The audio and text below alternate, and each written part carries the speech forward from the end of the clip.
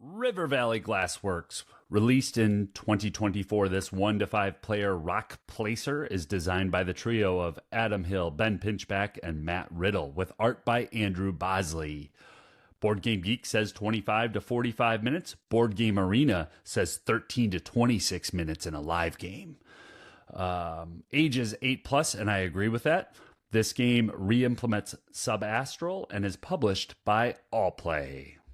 In River Valley Glassworks, you compete to have the best glass shop in the forest by panning for glass from the river. On your turn, you can take one of two actions: place and gather, or draw. When you place and gather, you put a piece of glass from your pan into the river by adding that piece to the river tile with the matching shape. You can also place two of the same shape pieces on any river tile.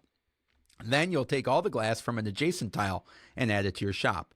Your shop consists of 5 rows and 7 columns. When filling your shop, only the colors of the glass matter, not the shapes. When you add a new color glass to your shop, you place it in the next empty column of your grid. When you add a color you already have, you add it to the matching column from bottom to top. If you can't place a piece because a column is full, or if you already have 7 other colors, it goes into your overflow. Each piece of glass in your overflow will cost you 3 points at the end of the game. The other action you can take is to draw 4 glass pieces from the lake and add them to your pan to gather new glass in the future rounds. The end of the game is triggered when a player has added their 17th piece of glass to the shop. Players finish the current round, and each player takes one more turn. Players score points for each row based on how many spaces they filled from left to right without gaps, and they also score for their 2 tallest filled columns and lose points for any overflow pieces they have, and the player with the most points wins.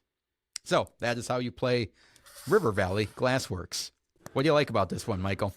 I love how easy it is to teach, and I don't want to just lead with that, but, and listeners will know, Doug is the primary teacher when we're playing games.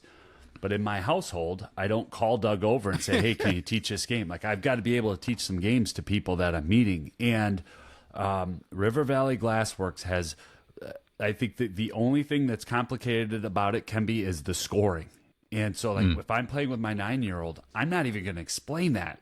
I'm going to say, hey, on your turn, you're going to place a rock. We'll just call them rock or glass. What do you want to call these? Rocks. All right, so you're going to place a rock on the shape where it goes, and you're going to get to take the rocks that are next to it. And then that empty one is going to go all the way back at the beginning, and we're going to take out the number of rocks on the tile that's in front of it. That's all that I'm teaching. That's it. And we are off and playing. And then when it gets to the point of, okay, when you need to draw from the pond, nope, you must take 4. It's not a may. You must take 4 rocks. The only exception rule is if you have 2 rocks that are the same shape, you can place them anywhere. And so that's the teach. And then I am off and running, and it's not just heads down on my own board. I'm having to look across and see what other people are doing too in repeated plays. Not in the first couple of games, but certainly in repeated plays. It's like, ooh, if they get a turquoise, I'll use that over here instead of allowing them to have that over there. So there's a lot that I like about this. This fits in what I would say a wheelhouse of games for me. I'll send it back to you before I throw some more love at the game.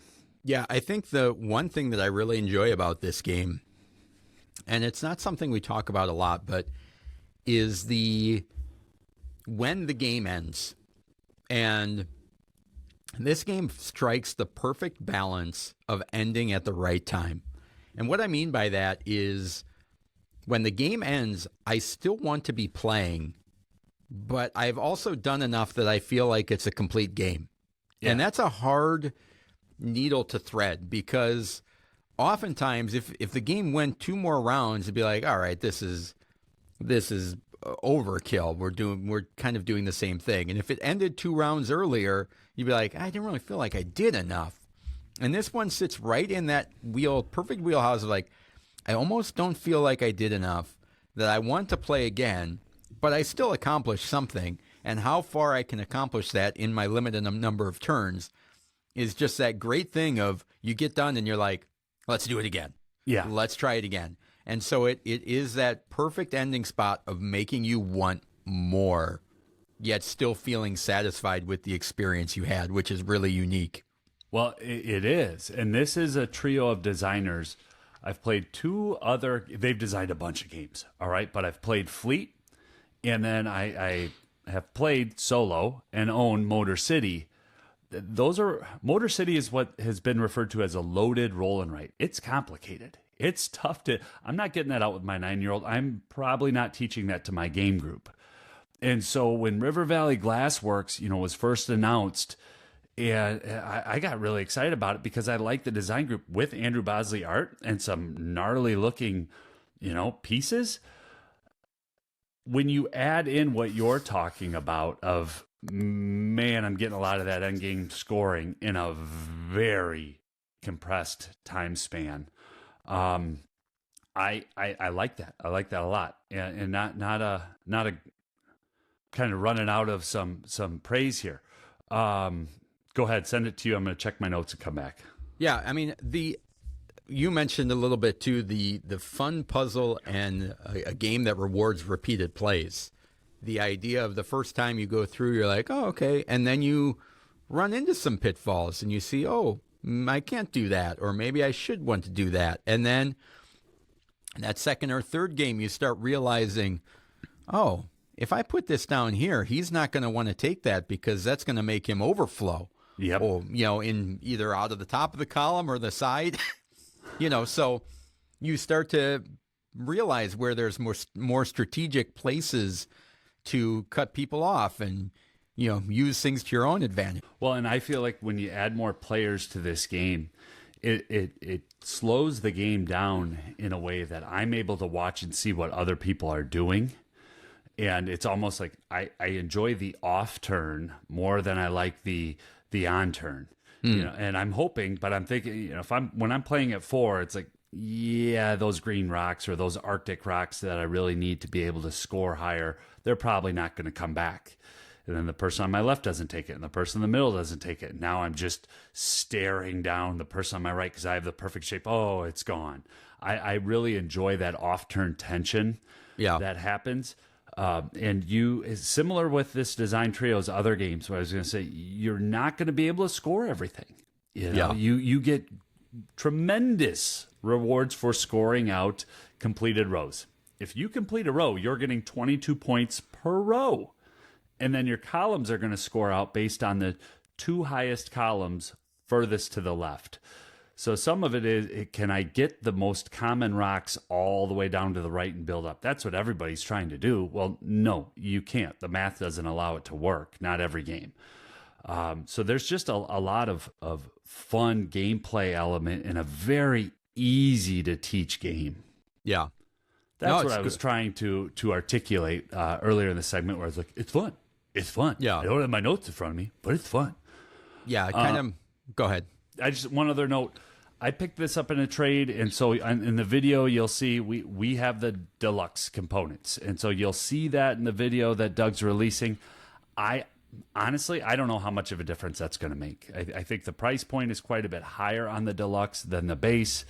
You've got some dual layer boards where they might not be moving around, but if I had to do it over again, I'd probably, if it's deluxe or if it's regular retail, I don't know how much of a difference that's going to make for you as a gamer, but just one of those buyer beware moments when you're looking at our video and you're exploring the game. Yeah. Do you know what all the difference? So it's get the dual layer boards. Is the upgraded acrylic river tiles, neoprene playmat, deluxe stand-up bag, dual layer boards, and screen printed meeples are the difference compared to the base game. And you can, if you already have the retail, you can also get like the glass upgrades, the playmat, and the dual layer board separate if you want some of those things individually as well. Everybody's different with what they want and need in their game. But the gameplay, man, that thing shines. What were your thoughts on it, Doug? I mean, my kind of final thing is I think it's a beautiful production and it's dead simple to play, and I'm very intrigued by that end game that makes me want more. That to me is such a big. There's not a lot of games that we play that have that where you're just like, again. It just leaves you at the bright spots. So that's my main takeaway from it. So that is River Valley Glassworks from AllPlay.